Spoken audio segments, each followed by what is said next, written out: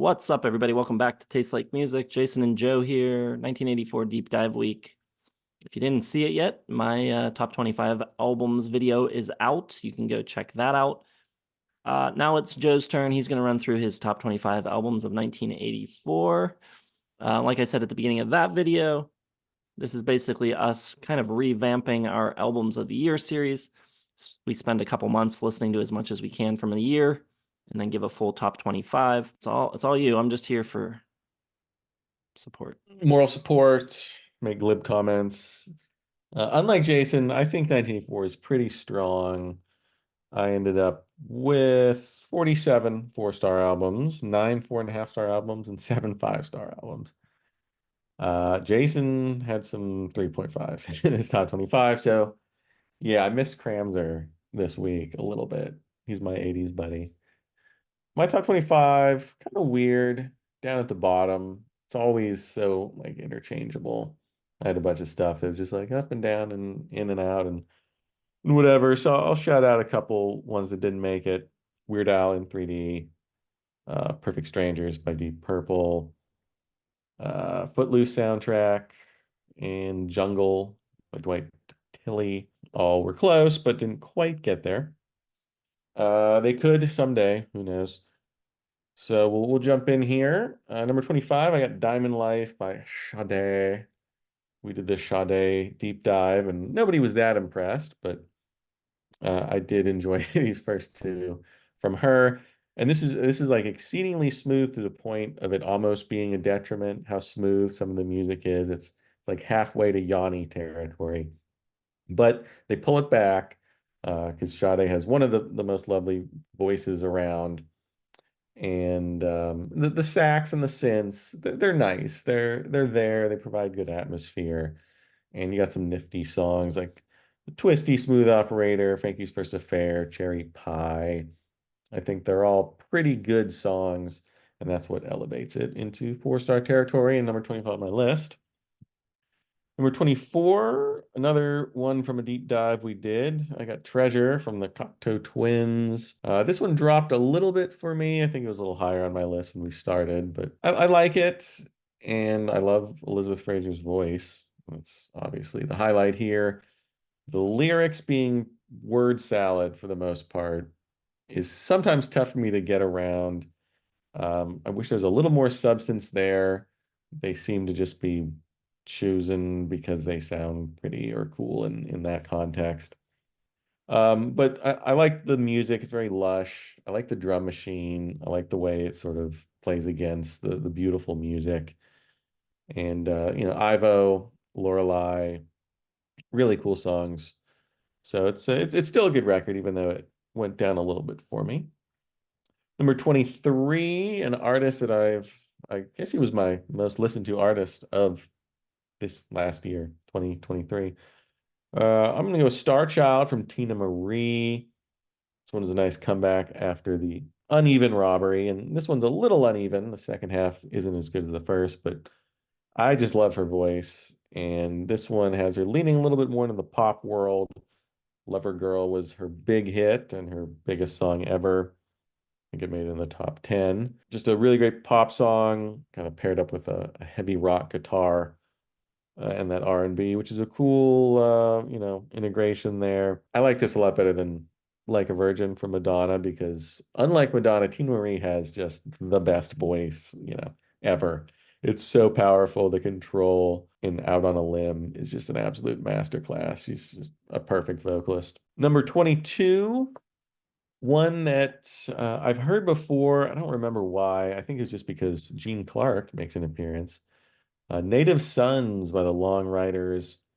It's a really fun combination of like Paisley Underground, 50s rock and roll, the Byrds, a lot of jangly rock and roll, classic sounding like Final Wild Sun and Run Dusty Run, Sweet Mental Revenge.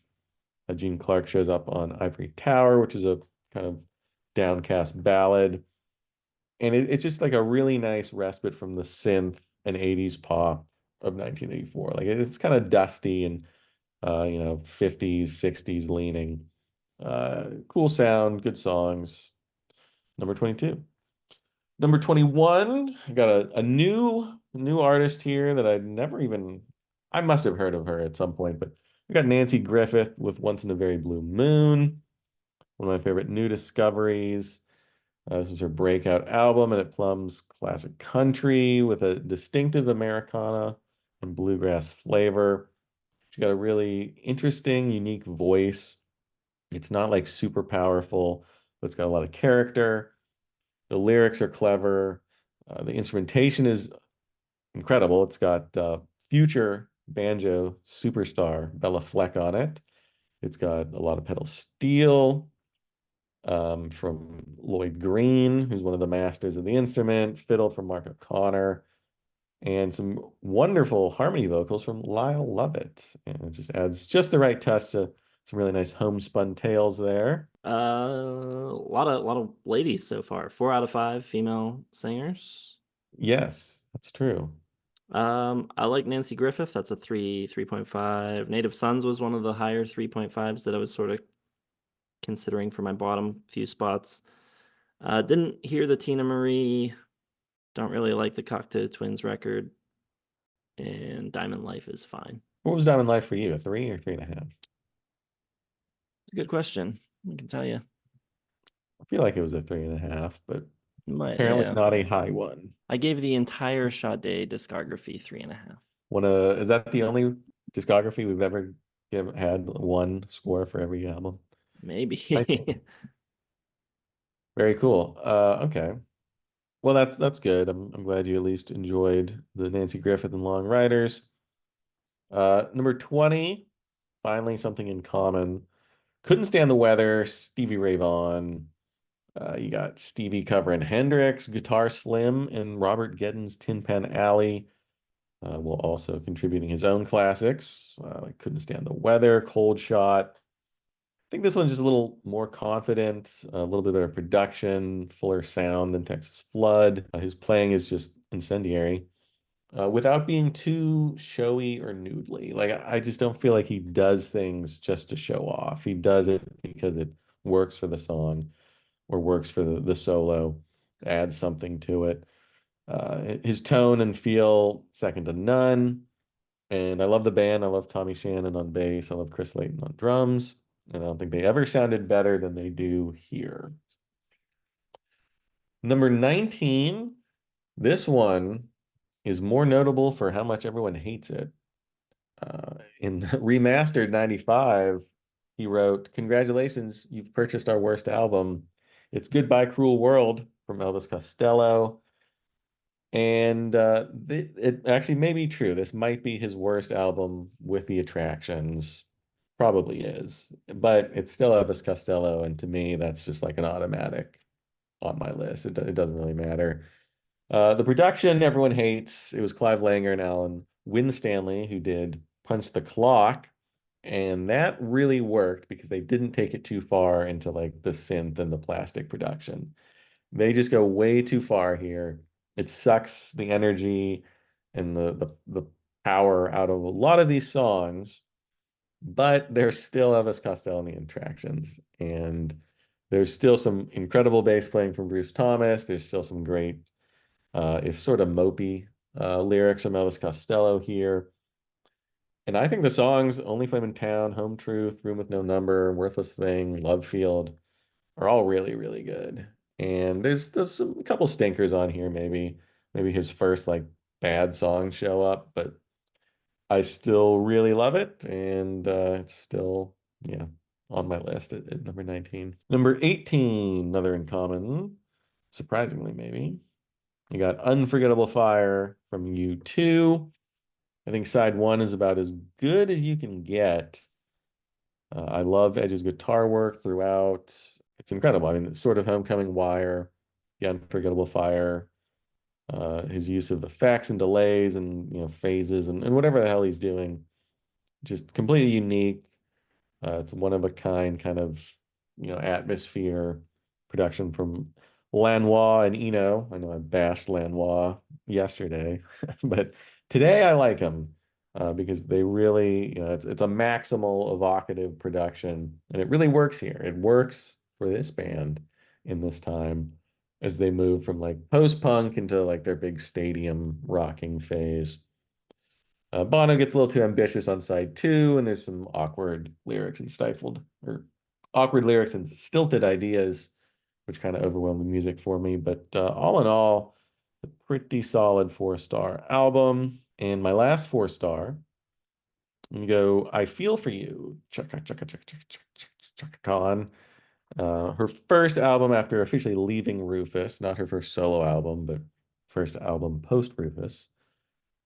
She really embraces the just full-on contemporary pop and post-disco. There's a little bit of R&B, but it's a very like pop forward album. Her take on I Feel For You, which Prince's version is pretty ordinary, I must say.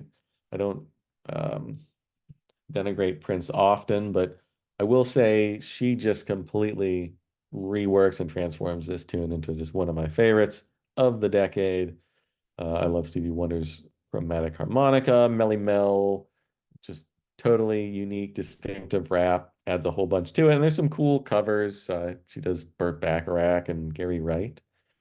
And you got Through the Wire as well, which was the base for Through the Fire by Kanye West. And some forgotten gems like La Flamme and Eye to Eye. You said that backwards. You said through the wire, through the Yeah, fire. okay. Whatever. It doesn't matter. Through the Wire was taken from Through the Fire. Yeah. Through the Fire, Chaka Khan. Through the Wire, Kanye West. Great album. Very high, 4 stars. We'll do one, 4.5, and then you can jump in again. 4.5, first number 16. Go and Stop Making Sense from the Talking Heads. I don't know, it might be higher on a real list. It's definitely one of the best live albums of all time, but I didn't want a live album too high up my list, so I'm dropping it down at 16. Even though I much prefer, totally opposite of you, I prefer these versions of these songs pretty much across the board to the studio ones. I don't really like their studio albums that much. I think they're kind of weak and the production's not very good. These just have so much more like visceral power and just energy to them.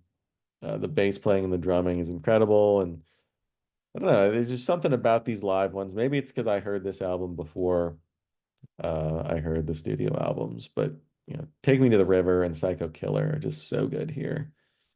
Um, yeah, even without the visuals, it's a must hear. That's the one that I didn't think we would share that we do. Yeah, not bad there. Sharing a couple. And I agree. Goodbye Cruel World is overhated for sure. It's nowhere near as bad as people say it is or think it is. Production's not great, but there's a lot of good songs and it will make an appearance in my top 25 of the year. Interesting. Okay. All right, moving on. Another one I didn't really want to include because it's kind of cheating, but I'm going to include it anyway. I got Big Wave by Tetsuro Yamashita, my boy. This is a soundtrack to a movie of the same name. Never seen. Apparently, it's about surfing and stuff. It also features some songs that were already released, but he remade them with English lyrics. So I'm gonna say that's okay to include on a list like this. Really cool. This was like his Brian Wilson phase, so a lot of like Sunshine Pop and Brian Wilson influence on this. Not too 80s. It's not really city pop at all. So if you're worried you don't like city pop, this is different. Side two is mostly Brian Wilson covers, including a really wonderful take on Guess I'm Dumb. Should have been a huge hit from Glenn Campbell and somehow wasn't. And then he also does Girls on the Beach, Please Let Me Wonder, Darlin', and does a Harry Nilsson and Phil Spector song, This Could Be the Night. So really cool like cover list. He just totally nails every aspect of it. He's a master producer and good singer, and it's just a really cool, semi updating of these classic songs, but with plenty of reverence for the originals. Number 14, Learning to Crawl, Pretenders. These are 4.5-star albums, so really like these. This is their move to the middle of the road, much more mainstream sound, following the deaths of James Honeyman Scott and Pete Farndon. And despite sort of the mainstream sound, I think the songwriting from Chrissy Hind is just wonderful. Beautiful sketches to her native city of Akron. Love the, Christmas timey 2000 miles. You got some rock with middle of the road, back on the chain gang. Some of the deeper cuts, I think I Hurt You is awesome. I love the two separate vocal parts and that aggressive bass playing. Really cool, kind of police-esque guitars on there as well. So yeah, I mean, there's literally nothing bad to say about this album. Hines sounds incredible. Vocals, obviously, goes without saying, et cetera, et cetera. Just a great album. Number 13, a new listen. And somebody I really didn't think about at all when it comes to 80s, but I guess I was wrong because I think this is great. I got The Poet 2 from Bobby Womack. And for whatever, I mean, I'd never even heard of this. And I had not really heard of him being a player in the 80s at all. But this was NME's album of the year in 1984, which is kind of astounding. And that's the only reason that I even listened to it. I didn't see it anywhere else, just nowhere. Um, but I really like it. I think it's awesome. I think, it's probably like a step down from like Prince and Michael Jackson as far as 80s R&B production goes, but not like a huge step. I really like his voice, kind of a cross between Marvin Gaye and James Brown. You got Patti LaBelle guesting on 3 tracks. She makes a really great counterpoint to Womack's voice. And just some really good funky R&B. Yeah, I was really, really pleased that I discovered this one, and kind of makes me wonder why Bobby Womack never gets talked about anymore. Number 12, one that I think I'd heard before, but I only had it listed as 4 stars. So maybe I didn't really listen to it, or maybe heard it in passing or something, because pretty blown away by this one. Body and Soul by Joe Jackson.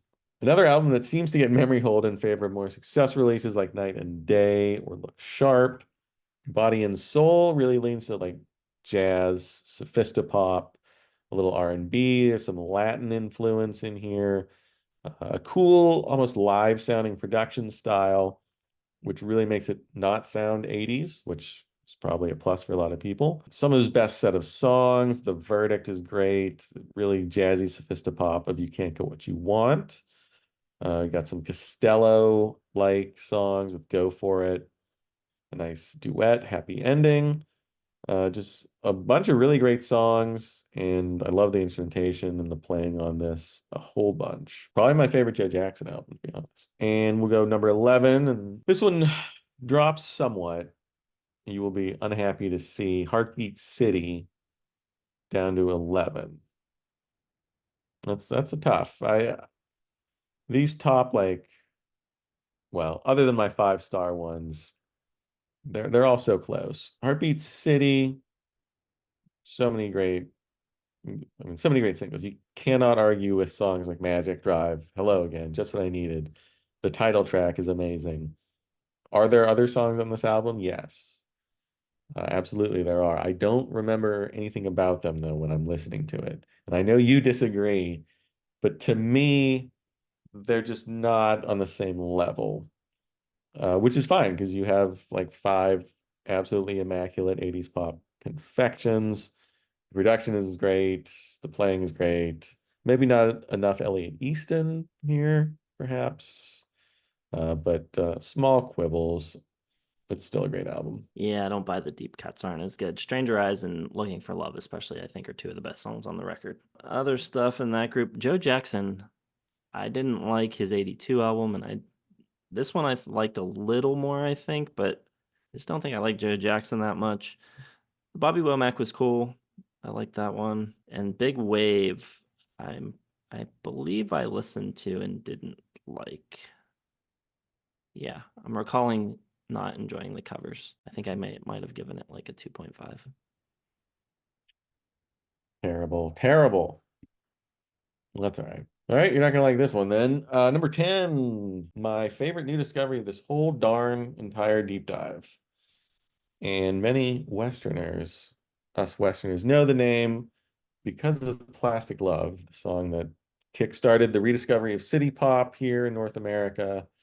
I got Variety by Maria Takeuchi. This is a really cool album. This is a comeback of sorts for her. She wrote the entire album, which is kind of a rarity in the city pop sphere, and is produced by her husband, uh, our favorite, Tetsuro Yamashita. And despite the presence of Plastic Love, which is like the embodiment of city pop, the album itself really doesn't owe that much to city pop. Like there's not that much on here. Uh, Yamashita was in like Brian Wilson, Beach Boys phase, and the production here very like 60s sunshine pop. There's a country song, which is awesome. One Night Stand, and lots of songs that to me wouldn't sound out of place on like a Carpenter's album. It's really interesting. Like there's some ABBA influence in there as well. Like just Sunshine Pop, Mamas and Papas, stuff like that. Early Beach Boys, and it has a low rating on Rate Your Music, and I think it's because people expect like an album of just city pop, and that's just not what you get. You get something much more interesting, deeper, really just cool, out of time, out of place for 1984. So that is 4.5 still, but moving up to 4.5s. Number 9, one of the more fun, interesting discoveries that we had during Shadetober. What was your month Jace called? Jace Jace.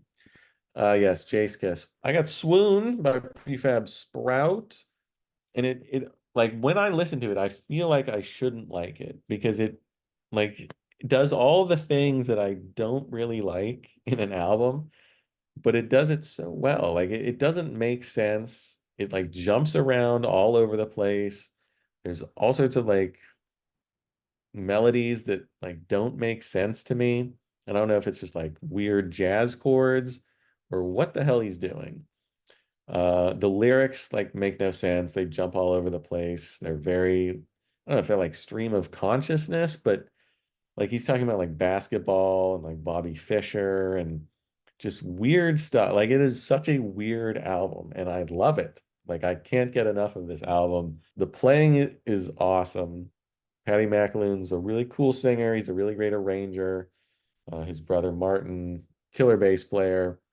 You got the female backing vocals kind of popping up sporadically, like they're not on every song.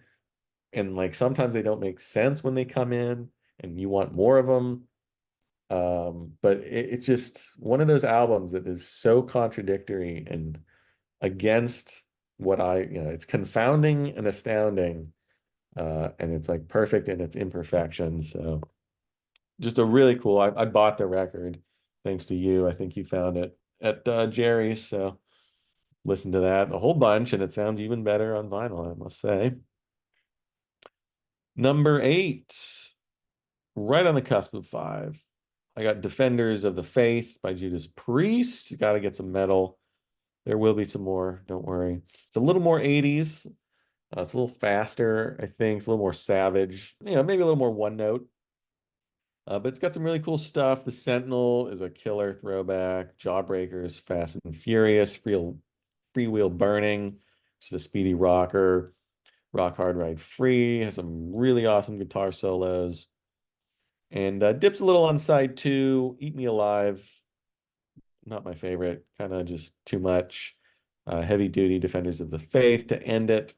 Not the best ending, but I love Bites, and Night Comes Down is a very effective metal ballad, and Rob sounds great, and KK, everybody just amazing playing, great album.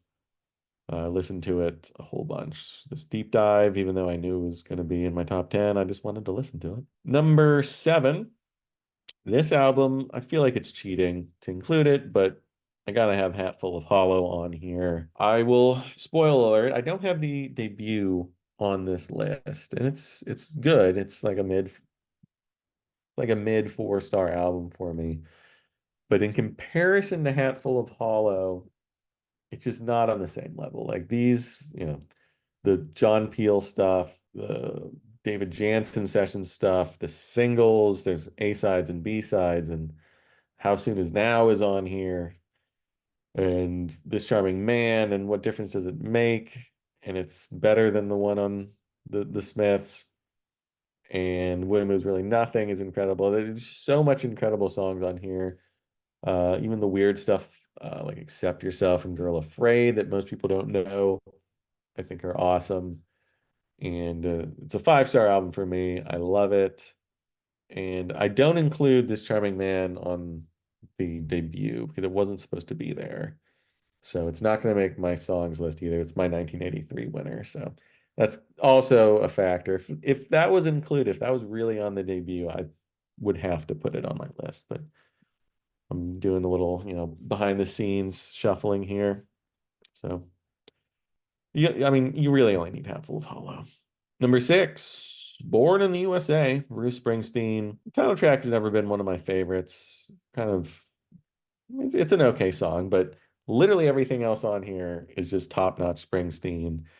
And you got like a little bit of those like 80s sounding synths popping up a little bit, but it never gets too 80s. It's very wide open, like Jason said, very, American Heartland sounding. And the songs are, just killer. Dancing in the Dark, Glory Days, Cover Me, the, the lesser known tracks are all pretty much just as good.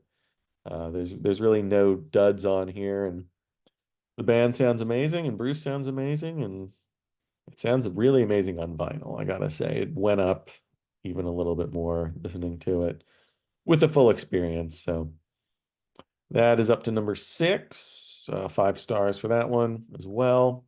And these are all 5 stars.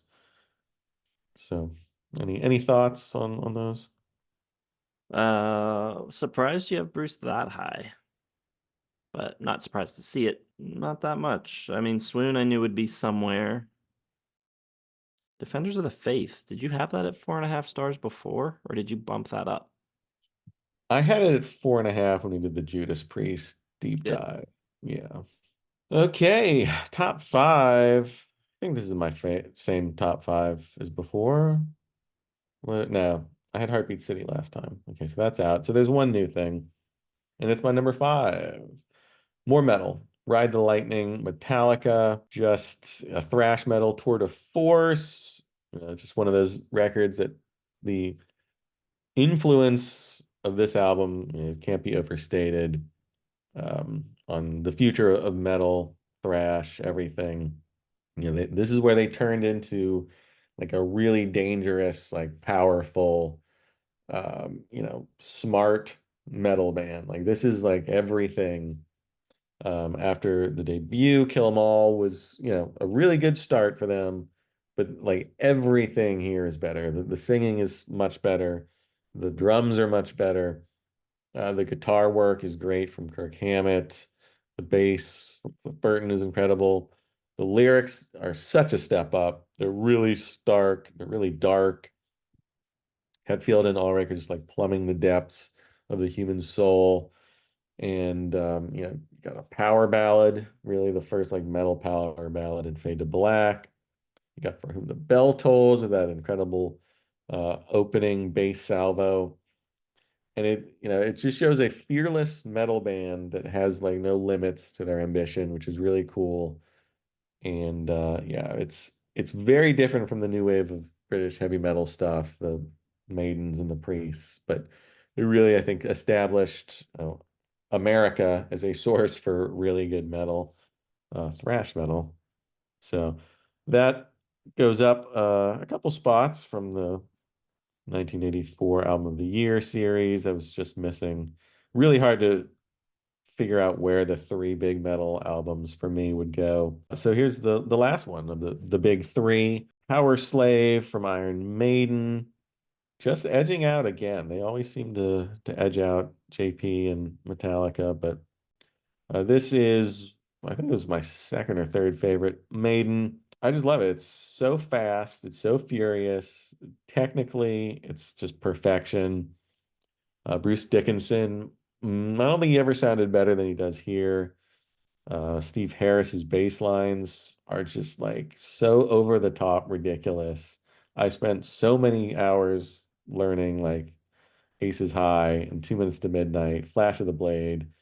I mean, they're just incredible, just so fast and like just you got to be so quick on it to get it. But they sound so good. I love the production. Obviously, I think Maiden probably has the peak of metal production. Just between this and Number of the Beast and beyond in the 80s, they just everything sounds so good. Every instrument, it's not muddy and murky, kind of like Judas Priest can get a little murky. Metallica can get a little murky, but here it's just like every instrument is perfect in the mix. And the songs are great. Rhyme of the Ancient Mariner is really cool. Power Slave, the title track is great. Just love it. Easy 5 stars for that one. Number three, Grace Under Pressure, Rush, an unorthodox choice for favorite Rush album, but it is my favorite Rush album. It refines the sound of Signals. I think the writing is even tighter, a little more Police influence, a little more pop influence. It's very catchy despite its iciness and the sparseness of some of Alex Lifeson's guitars. A lot of synths, but listen, I love synths and I love the way they write their synth parts and integrate the rest of the music around the synths. You still have the incredible bass lines from Geddy Lee. Love Body Electric. Love The Enemy Within. A little kind of Latin flavor to that one. Drums maybe a little restrained. Geddy Lee's vocals a little restrained, but that's the Geddy Lee I like best.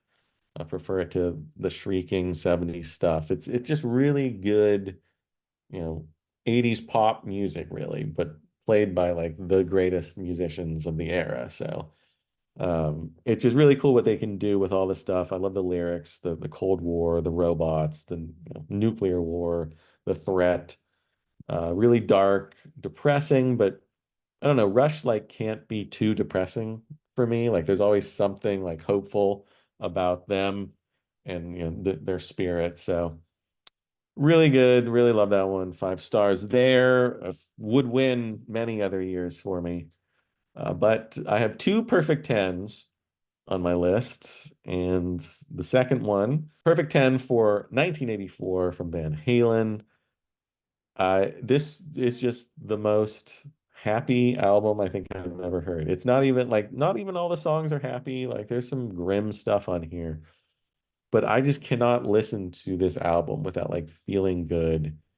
And like the synth, opening heroics of Jump, just I don't know, it just brings a smile to my face. I think of Eddie Van Halen playing guitar, just smiling through the whole Jump video. And it's just, a soul warming album for me. I love the sound of it. I love the use of synths. Like you said, they're on like 2 songs. Like, get over it, people. But they're integrated so perfectly into the songs. I don't know how you cannot like Jump. I don't know how you cannot like I'll Wait. Just the way they work the synths in. It's not like Eddie's taking a back seat with the guitar as well. Some absolutely killer solos in that.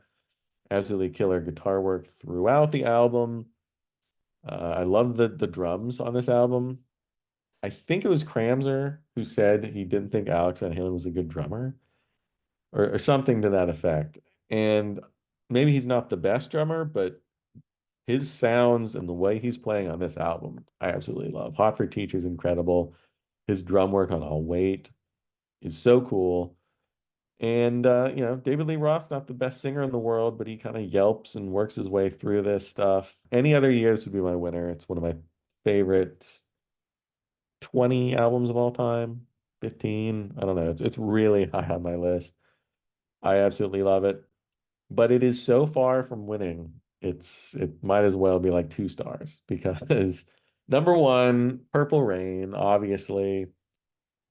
It's a 6 star album for me. It might as well just say it's the best album of all time, in my opinion. I don't think I can pretend any longer.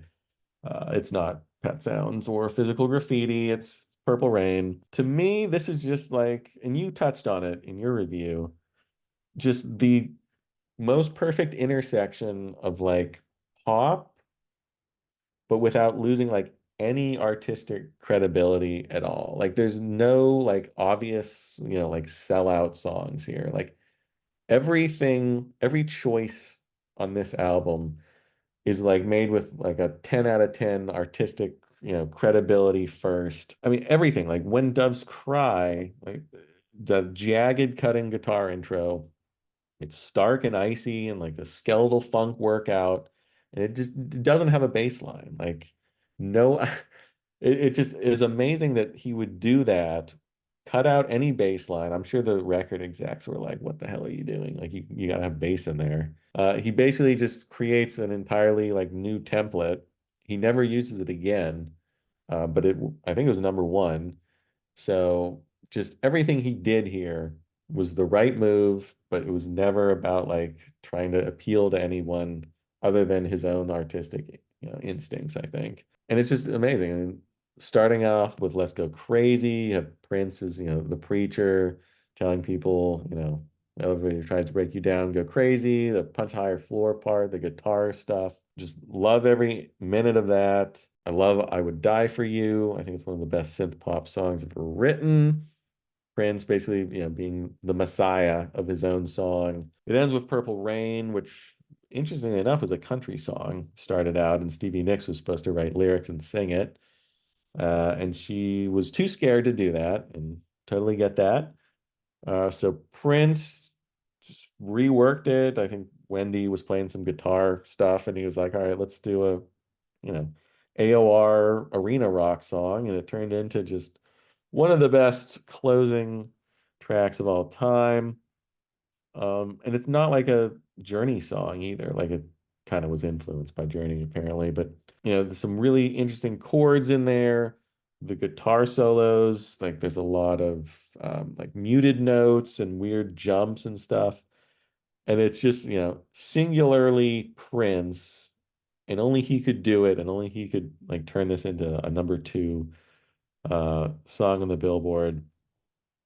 Yeah, I mean, there's nothing about this that I don't love. I love his voice. I love the playing, the drums, the synths, everything. It's perfect. Darling Nikki, like there's some hard rock in there just for the hell of it, just to prove that he can do it. He does it. AOR, synth pop, hard rock, funk, R&B. He just masters it all and never looks back. And yeah, it's my favorite album of all time. Just admit it. Yeah, no surprises there, really. I kind of forgot that Grace Under Pressure was your number one Rush album. So I I think was it was. a little surprised to see that all the way at number three, but yeah, not that surprised. That'll make sense. That's all Joe's stuff. Yeah. All comes together. Let us know what you think of Joe's list. Whose list do you like better? I imagine it'll be like 80 to 20 Joe. Maybe even more. My list is so weird. Hit the like button, subscribe, hit the bell for notifications, check the video description, and check back. We'll be giving our top 25 favorite songs. We're going to do that in one video. So yeah, thanks for watching. We'll see you in the next one.